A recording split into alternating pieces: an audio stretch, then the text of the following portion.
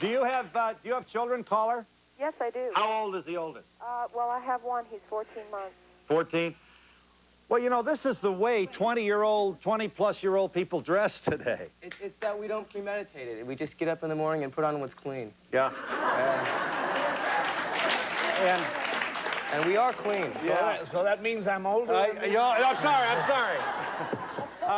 Look, why don't you and I both agree that, you know, maybe if we just give them a chance here, and let's think about substance more than form, and also commend all of our guests for the heartfelt sincerity that they bring to their effort here to save the late, great planet Earth. And we'll be back in just a moment.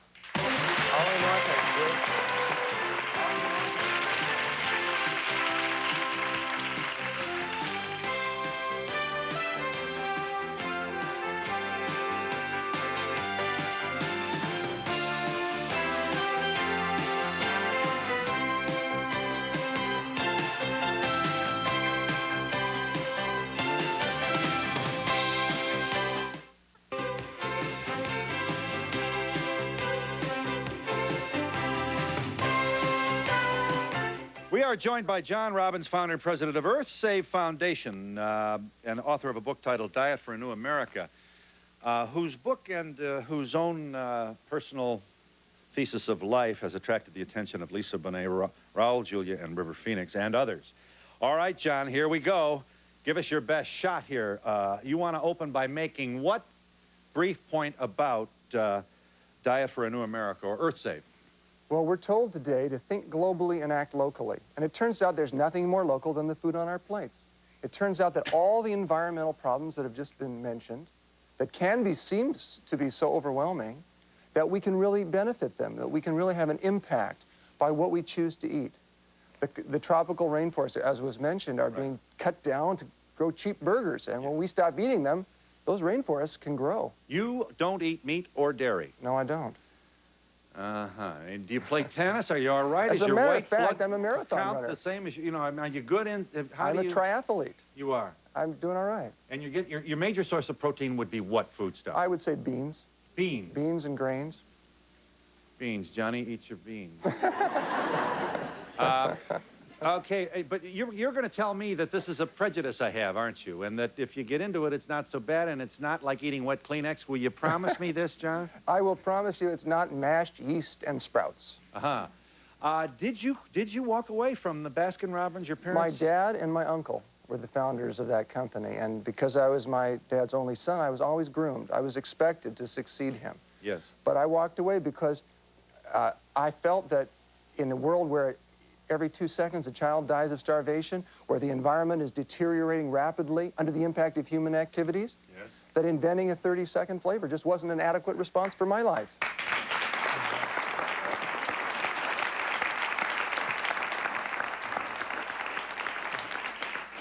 And, of course, the management and the owners of Baskin-Robbins throw a horse blanket over the television when old John comes on. And, okay, just give us some specifics here now, friends. We're a little bit general here. Like, the reason you think that the meat industry is not in the long-term best interest of the globe is, for example, well, what? For example, I think people should be angry when they're told to take fewer showers and not wash their car and not flush the toilet sometimes because to save water. Now, we do need to save water, but over half the water used for all purposes in the United States Grassland. Is used to produce beef. And you end up saving more water. To keep the acreage... to grow all the enormous amounts of grain that it takes to produce a little bit of beef. It's a very wasteful system. Turns out you save more water by not eating one hamburger than you would by not having a shower for 2 months. Anybody else want in on that to throw us an example out here? Anything that caught your eye? It's up to you. River.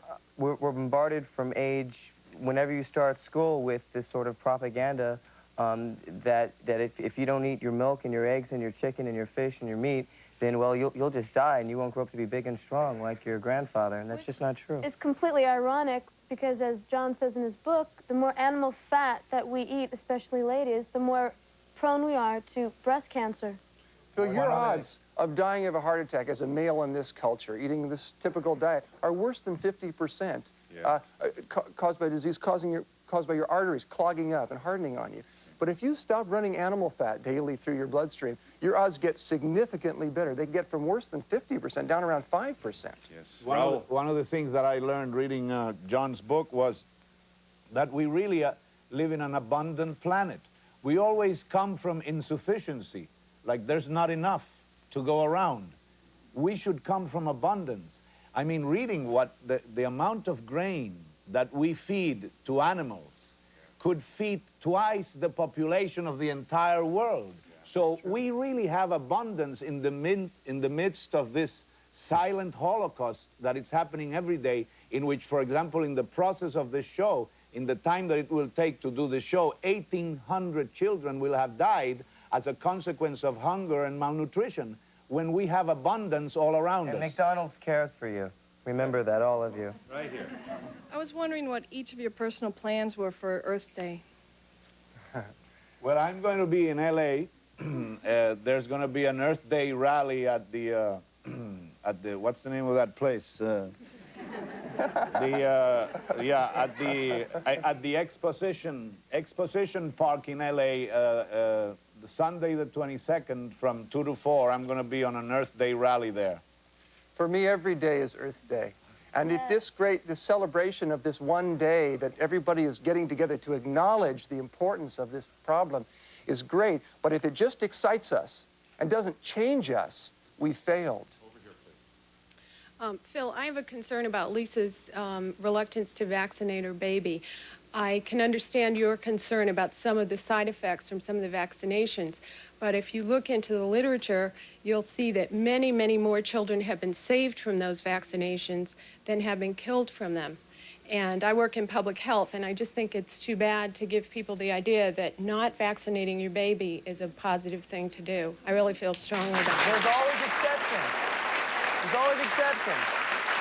The idea is just to automatically trust and take someone else's word as the truth, and then go ahead and do it without even researching yourself. Right. I think she's posing the idea that maybe you should research it and take your baby as an individual and not just as another one coming through on the production line and here, give it pills, give it this, shoot it up. Lisa. The vaccinations have done some great Lisa, things. I'm not That's sure you true. disagree with the woman's premise. Well, I think that... Babies have been saved by the vaccine. Yes. Now the question is, what is the mother's responsibility today, and should it be made individually and thoughtfully and with information, which is, I guess, what you think you did, huh? Yes, and until I find maybe more information that says I should vaccinate my child, you know, maybe then I will. But right now, I feel very skeptical both ways, and if I do feel that fear, then I'm not going to put that stuff in my baby's body. I have a child that's going to kindergarten. I had to prove that he was immunized. What will you do when your child needs to go to kindergarten? Well, I'm not so sure that Zoe's going to go to kindergarten. And the other situation... You better tell us. Lisa, you're 3 or 4 shows here. And also, there are religious documents that you can get, and there are ways around it. What Lisa's doing is taking responsibility for her child's health instead of leaving it to the experts. Right. And I think that's fabulous. I do, too. I mean, it's clearly, you are the new mother, and in many ways, the old mother, with a respectful bow to the mothers that preceded I also you. just say that there's a whole generation, and there's, when I think of those children who have not been breastfed, who have lost that natural immunization, and then are pumped with these other vaccinations for it. It seems completely unnatural and very, very frightening. And the fact that a bunch of rich people who gave us formula, telling us that this was better than our breast milk. You're angry about that? It makes me furious. And that mothers have lost that bond, and that our children have lost that health.